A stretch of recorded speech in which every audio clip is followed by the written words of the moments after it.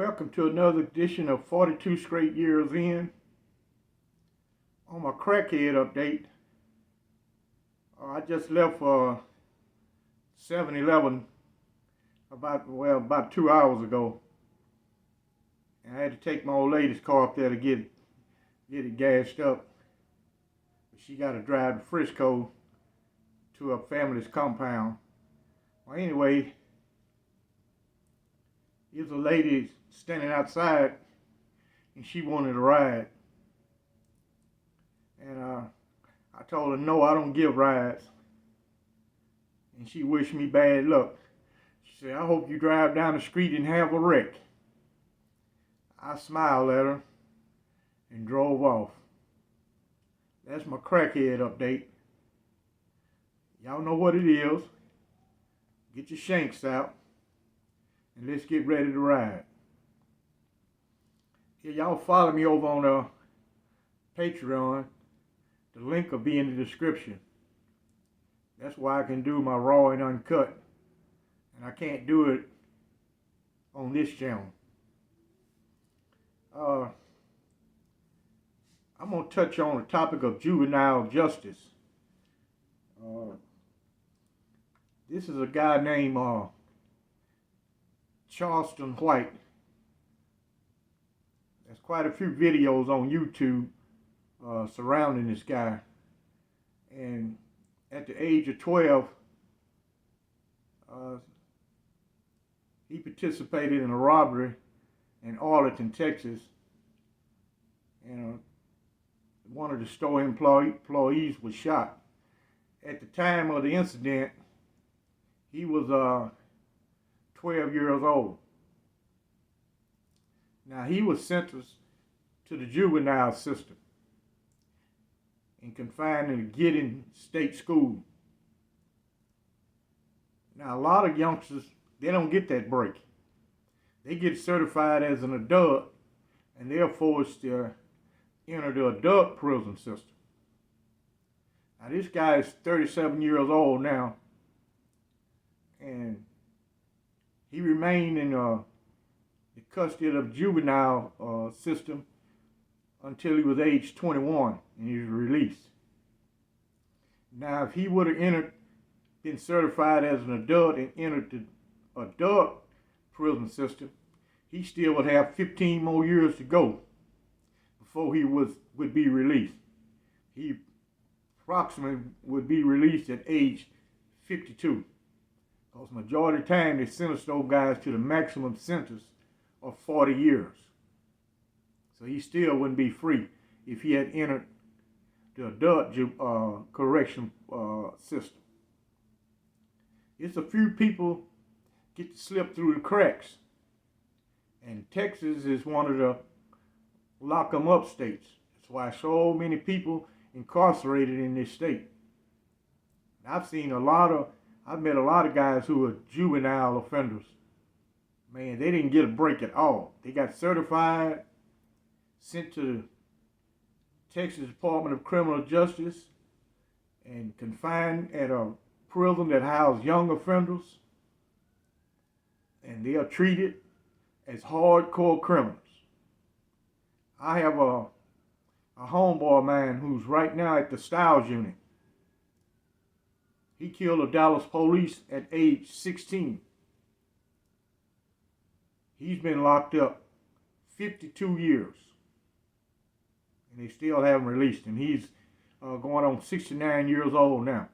And he's still locked up. And I just talked to him on the phone last week. He just received another 5-year parole denial. Now this man has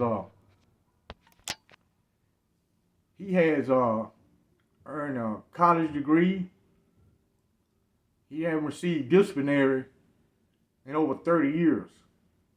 So that shows you the good conduct record.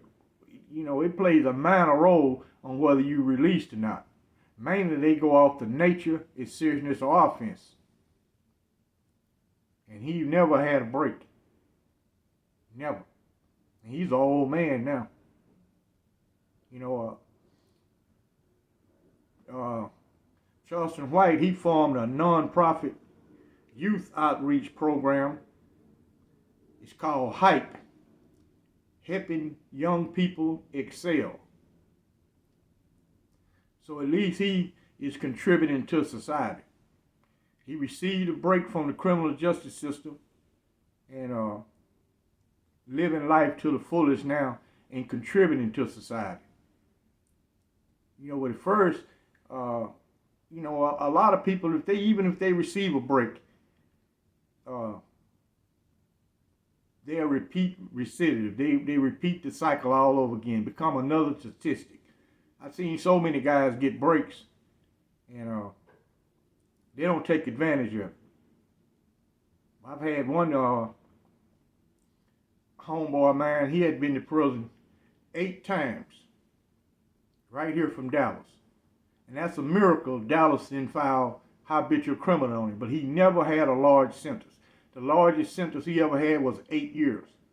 Man, this man could not stay out of prison. He'd get out and stay 6 months, never make it a year, and he's right back, telling us stories about what's going on in Dallas. But he could not stay on the outside. Very few people get to slip through the cracks. For everyone slipped through the crack, it's 10 more who didn't make it. It's about like the success rate on the outside. I see a lot of guys on the outside who I knew from the inside. Some of them are not doing so well. A lot of them homeless. A lot of them strung out on drugs. And I know a few who are successful. They own businesses, and they never had had another run-in with law enforcement, which is extremely hard to do. You got to have fortitude. Without it, you ain't going to make it. Because number one, prison, once you've been there, you're not afraid no more.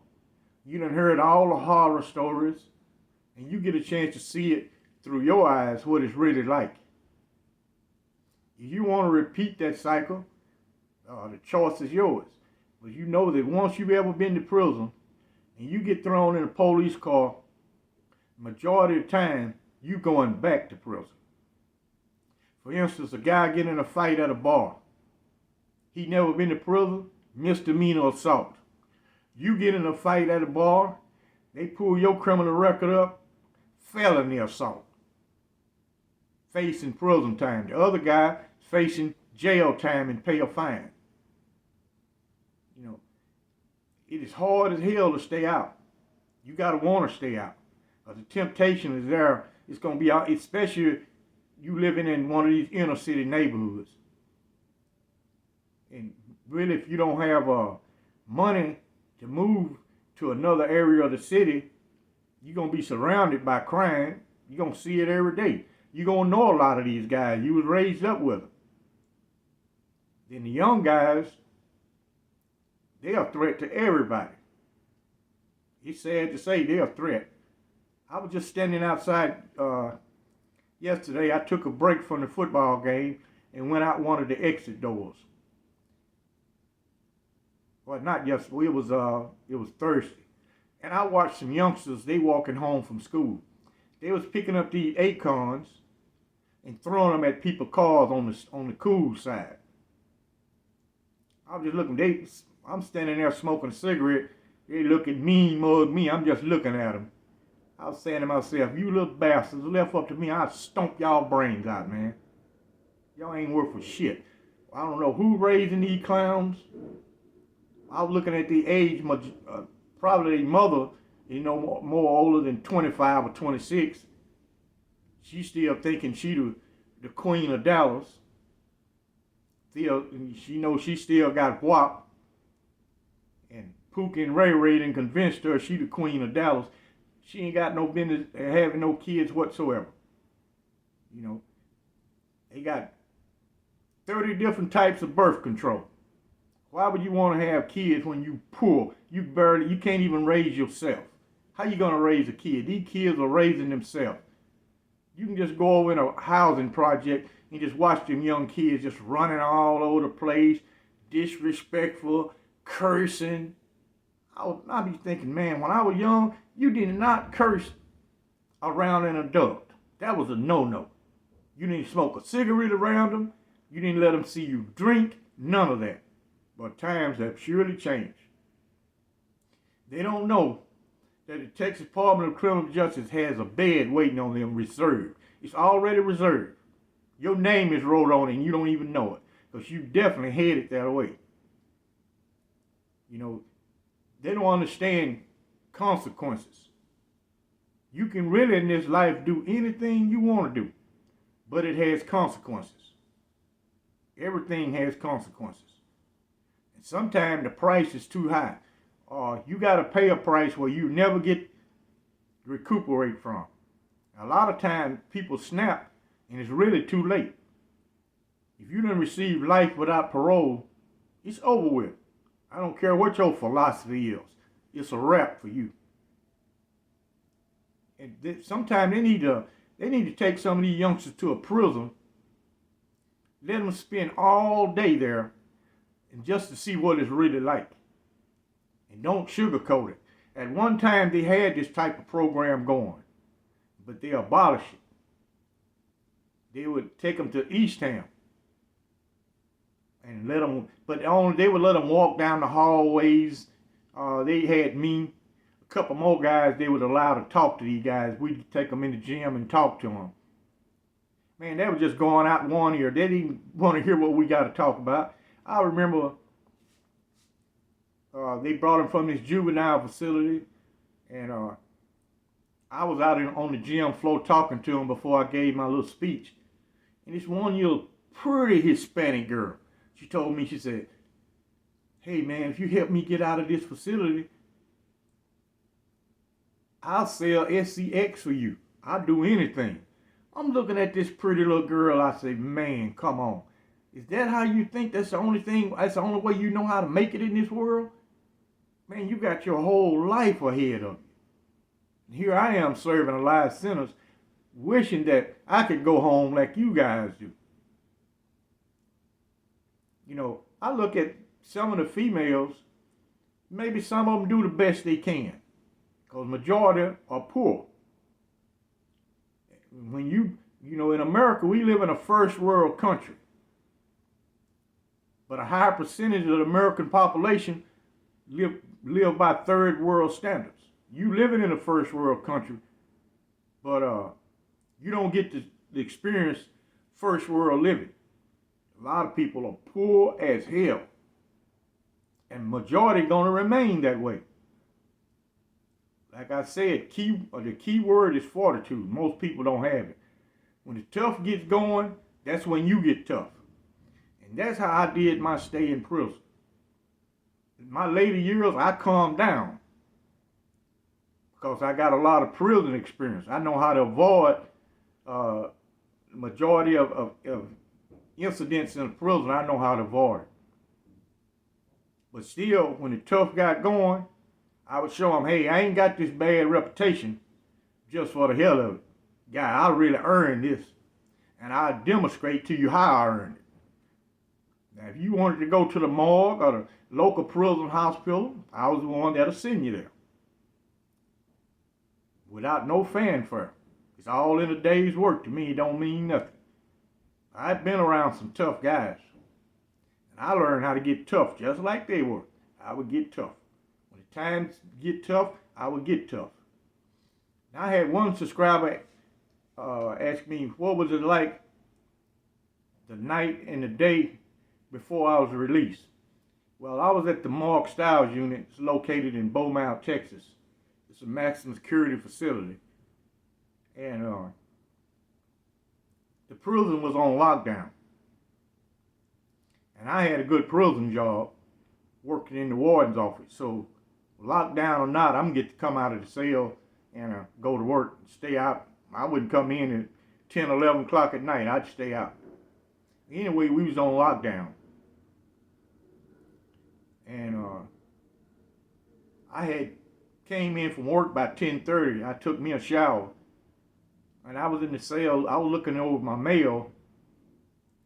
And the young prison guard, I could see from my cell, I can see the entrance door. And he walked in, walking directly toward my cell. He asked me my name, my number. He said, pack your stuff. You being released. You going to Huntsville in the morning. That was the night before. So I gave all my personal property away. Craft material, everything. I gave it away. But those guys needed, they needed more than I do. And it's ironic. When I arrived at the Styles unit, it was raining. The morning that I left, it was raining. I was thinking, I said, man, it always rains at this prison. Well, it's on the Gulf Coast. It's right there by the Gulf of Mexico, and it rains frequently. And they call me out, they search you, they inventory your property. The items that you're going to take with you, and you go back to the cell. And the next morning, they were showering everybody. On lockdown, you shower Monday, Wednesdays, and Fridays. And came to my cell and said, come on, you're on the chain, let's go. And I was walking out. You know, the inmates have a superstition. See, if you look back, you coming back. And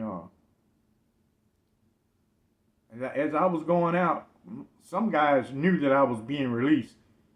I heard one guy say, man, if they let that guy go home, anybody ought to be able to go home. I never looked back. I just had a smile on my face and walked on out the door. And they took us up front, what they call a multi-purpose room. And then from there, we was taken up to one building. That's where the warden, the visitation, and the administrative office is located. And they got a cage up there they put all the inmates in to keep them from roaming all around the place. And stayed there. I had seen this routine so many times. What time the chain, different days at different times the chain bus arrived. Because it had a different route it takes going to different prisons. And this particular morning, it was going to arrive early at the Styles unit. And it was still drizzling rain, man. We boarded the bus. It was 9 of us. But 2 get released. The other 7 had immigration holds. They was going to be locked up in immigration. So they wasn't going to the outside. And before you go home, you got to take a HIV test. They give you a tetanus shot. Me, I took 3 HIV tests. Had took one a couple months before, a couple of days before I got ready to be released. Then at the Walls unit, where I was released from in Huntsville, Texas, they called me out, take another HIV test. I told the nurse, I said, I done took 2 already at my prison. She said, well, a guy like you been locked up a long time. We can't take no chances with you. I look at her, you wench, come on, man. Then they got this class you got to take at the Walls. It's mandatory. You go in there and sit, and they tell you about resources. And they wake you up early in the morning and take you where the old prison rodeo used to be, and that's where they release you from. It's parole officers in there. Some guys getting put on monitors. They telling you where you're being released to. They give you a bus ticket, and they give you a check for your money that you had in the inmate trust fund. And you receive $100. If you're on parole, you get the other $50 from your parole officer. If you served all your time day for day, they write you a $100 check. You know, in prison, you don't receive, or you don't have a 401k. You gain nothing out of being locked up. For all those years you served, you receive a measly $100. $100. And they expect you to make it from there. And something else I noticed. When we was at the bus station in Huntsville, man, a lot of guys did not have nowhere to go. They ain't got a clue. I was listening to one guy say, well, guess I'll take this bus. I'm going up to Minnesota to see what they got to offer for me. I was looking around me. A lot of guys ain't got nowhere to go. Now, there was some inmates had their family members waiting on them, so I didn't have that option. Everybody's deceased. Man, I was looking at those guys. I was the last one to leave out when we was released. A young guy, he asked me, he said, "Say, old school, we free now?" I say, "No, man. We got to get out around these gun pickets." Because there's a guard standing right over us. He had a riot shotgun in his hand. I said, "No, man, we got to get out around these gun pickets." I was the last one to walk out the door. Headed to the bus station, cashed my check, got me a pack of cigarettes and a lighter, and headed on to the bus station. I don't want to ramble too long because people's attention span not good. That's why I don't make no super long videos. I try to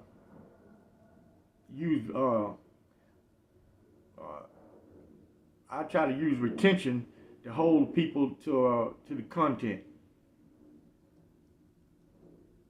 Y'all like and subscribe and follow me over on Patreon. The link will be in the description. And I thank you for watching.